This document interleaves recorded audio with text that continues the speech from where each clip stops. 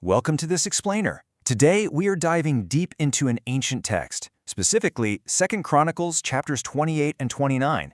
We're going to unpack a truly profound historical contrast. Imagine a nation's rapid, almost terrifying moral collapse, followed immediately by a sudden, whiplash-inducing spiritual revival. And the crazy part? It's all driven by the radically different choices of a father and his son. Here's our roadmap for today. We'll start with a tale of two kings, then tackle three big questions: mercy over greed, generational responsibility, and swift spiritual revival, with a stop in between to look at rebuilding the broken temple. Finally, we'll wrap up with final lessons for today. All right, part 1, a tale of two kings. You know, a leader's relationship with God completely dictates the path of an entire society. Take King Ahaz. He took the throne at 20, and honestly, his 16-year reign was a total catastrophe. He abandoned God, adopted horrific pagan rituals, even child sacrifice, and literally boarded up the doors of the temple.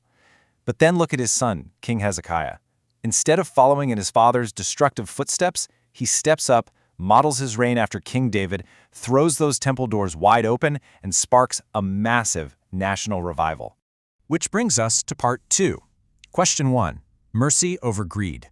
Because of Ahaz's massive moral failures, Judah lost its divine protection and became easy prey. The text tells us northern Israel defeated Judah with a staggering slaughter. Literally 120,000 valiant men fell in a single day. And on top of that, Israel took 200,000 women and children captive, fully intending to use them as slaves. But right then, a prophet named Oded steps out in front of this victorious army with a very stern warning.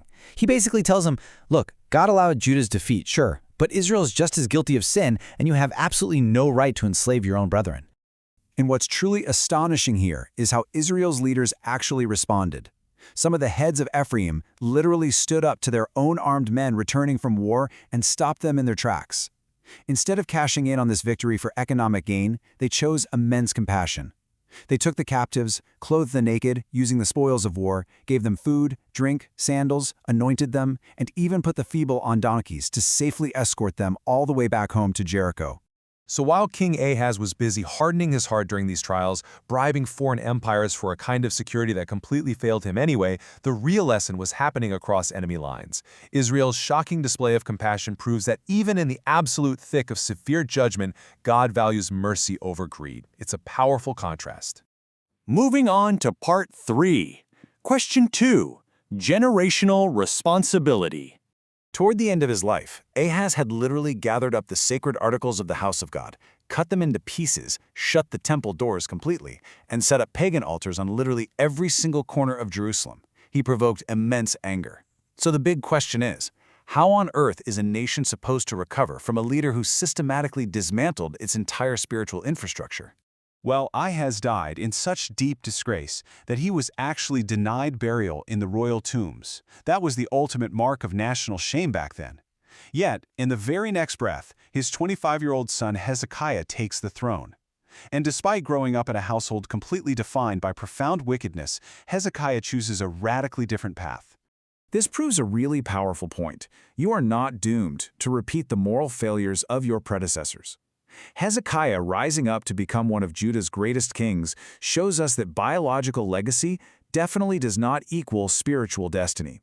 Every single generation is completely responsible for its own response to God. That leads us right into part 4, rebuilding the broken temple. Hezekiah knew that national security depended entirely on faithfulness to God. True repentance starts with leadership taking immediate responsibility to restore worship. Hezekiah didn't just offer empty words, he took specific, practical steps. First, he physically opened the doors of the Lord's house that his father had boarded up. Second, he called the Levites together and told them to sanctify themselves. And third, he ordered them to carry all the rubbish and debris straight out of the holy place. And the execution of this was remarkably efficient. I mean, talk about an extreme home makeover. On day 1, they began to sanctify themselves. By day 8, they had already reached the vestibule of the Lord. And by day 16, they were completely finished cleansing the inner temple. In just over 2 weeks, decades of absolute desecration were meticulously cleared out by these diligent Levites. All right, part 5, question 3, swift spiritual revival. With the temple finally cleansed, they brought sin offerings, bulls, rams, lambs, and male goats, to restore their broken fellowship with God. Then Hezekiah commanded the burnt offerings to begin. And literally, the moment the offering began, genuine praise erupted. With cymbals, harps, stringed instruments, and the Psalms of David, the trumpets sounded, the singers sang, and the entire assembly bowed down in worship. It captures the absolute awe of the moment. Restored fellowship with God naturally overflowed into incredible peace and gratitude. I mean, think about it. After years of dark, pagan rituals under Ahaz, the nation is suddenly flooded with this massive outpouring of joy. It was a widespread revival that seemed to happen almost overnight, taking everyone by surprise. The people's response was just overwhelming. Hezekiah invited the assembly to bring sacrifices, and those with a willing heart brought an absolute abundance. Let's put these numbers into perspective. 70 bulls, 100 rams, and 200 lambs brought voluntarily. The sheer scale of generosity was so huge that the priests were actually too few in number to skin all the offerings. They had to call in their brethren, the Levites, just to help finish the work. That is what happens when genuine worship flows willingly, not under compulsion. Finally, Part 6, Final Lessons for Today. So what does this all mean for us today? First, we see crystal clearly that a society's strength lies in its moral foundation. Turning away from that just invites ruin. Second, while those Old Testament blood sacrifices pointed to a need for restored fellowship, for us today, they point perfectly to Jesus Christ's single complete atonement. Third, genuine worship has to flow willingly from the heart. And finally, God's sovereign timing can take a season of deep, dark decline and orchestrate a sudden, breathtaking revival.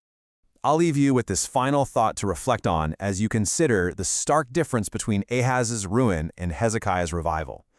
Whether God works swiftly or gradually, are our hearts truly attuned to Him? We know the timing of renewal isn't in our control, but the posture of our hearts absolutely is. If your foundation was tested today, which king's legacy would your choices reflect? Thanks so much for joining me for this explainer. Keep exploring, keep learning, and I'll catch you in the next one.